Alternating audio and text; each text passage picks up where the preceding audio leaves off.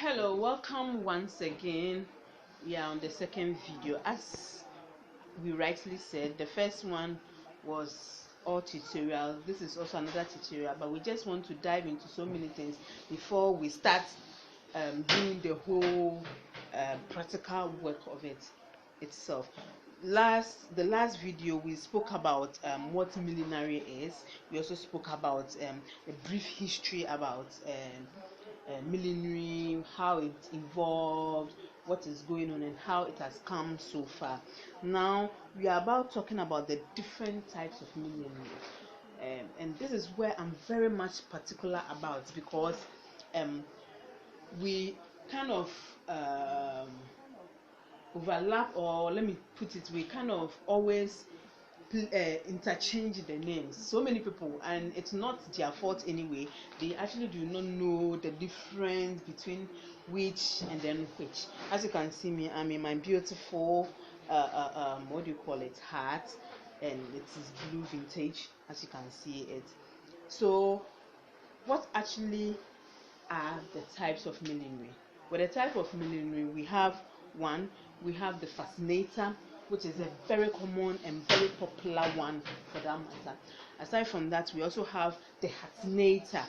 As you can see me where it's a hat, so that hence the name fascinator. Then we have turbines, which is also very common with, especially if you don't know turbine, you just look at our Muslim sisters. See the way their headgear looks like, yes. But then they have a very fashionable way of adding some touch to it to make it more eloquent and elaborate. So it becomes a turbine. That is a turbine. We also have what do you call it? Aside from the turbine, we have pillbox, which is a different form of hats altogether. I have a couple of hats and then a couple of what do you call it, fascinators and other ones here, which will be used in showcasing what this whole thing is all about. So just stay put, and then follow as we go through.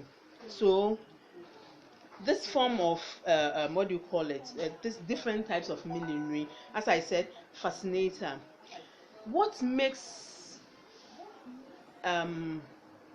this a fascinator is actually has to do with the base. As you can see, it has a smaller base, which it's not, I think, even if you are measuring, it's almost up to 4 inch of whatever you can see it. And then as you can see, this is also a fascinator.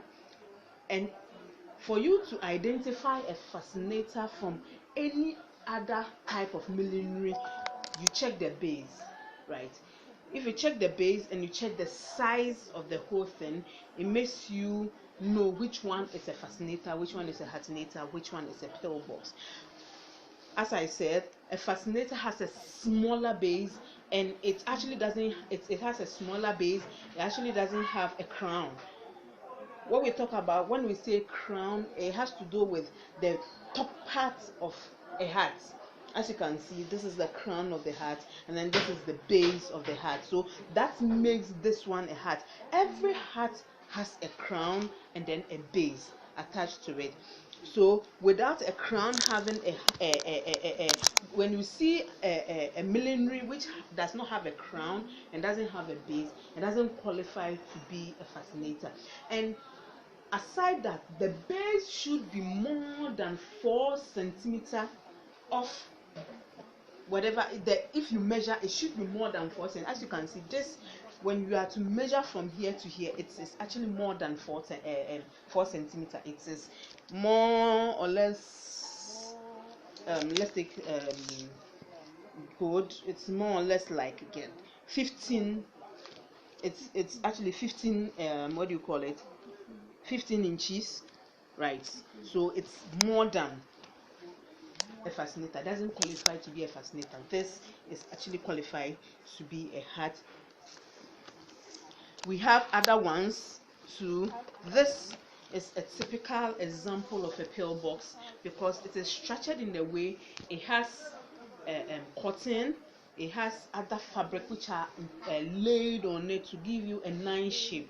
As you can see, think the camera has to go through to, as you can see how it is done.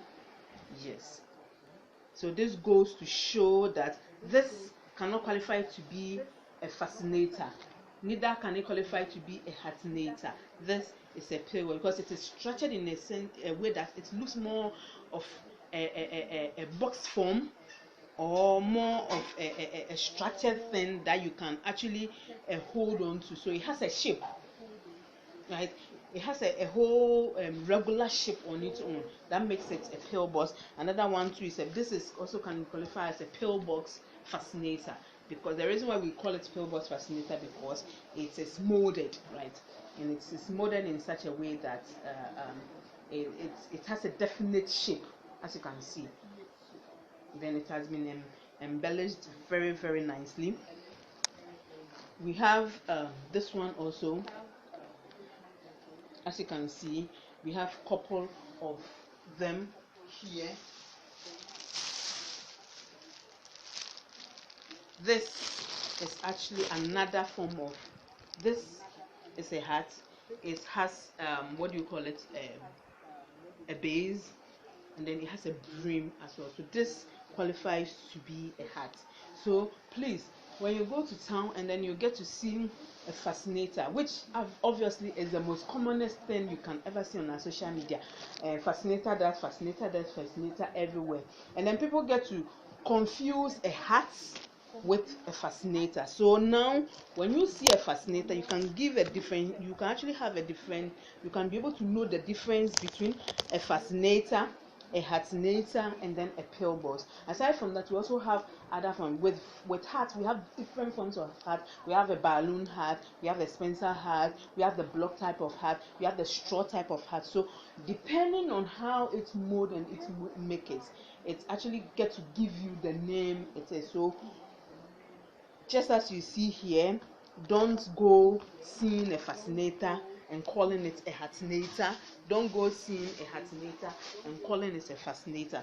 Just as I said, a hat has a base and then a brim. This, the topmost part of it makes it the brim, and then the brim, and then the down part of it makes it the base. So when you see something of that sort, it has a two-sided face. When you see that sort, that qualifies it to be a hat. When you see something of that sort, you can't call this one a fascinator. No, when you call this a fascinator, it's actually a wrong move. Then when you call this, also you can also call this hat, because it's, as I told you, it should be 4 millimeters when it comes to its width, and this is even it should be more than 4, and this is actually 4, right? And it doesn't qualify to be a hatinator, and aside that, it doesn't have a base, a brim, sorry, doesn't have a brim that it lies on. So just as you can see here, there are lots and quite a lot of them that we have here. This is also a fascinator, as you can see. So please don't go calling fascinators hatinator, and don't go calling hatinator to what do you call it, a fascinator. So in as much as we have, so we'll go to the next stage, which is the terminologies when it comes to when it comes to millinery. But aside that, this is also another one, very, very crafted nicely. This is a what do you call it? This is a pillbox that's already been molded. When you go buy it, then you embellish it. So what we'll do is, as you can see, I already have my what do you call it, my tape measure, which is one of the things we'll be needing for this particular training session. So we'll be going to the terminologies when it comes to millinery making, but the aspect of millinery making we'll be targeting this time around is the fascinator. We are not going to do the hatinator because the hatinator is more broader, but as the course says, we are going to do a fascinator. So I have mine.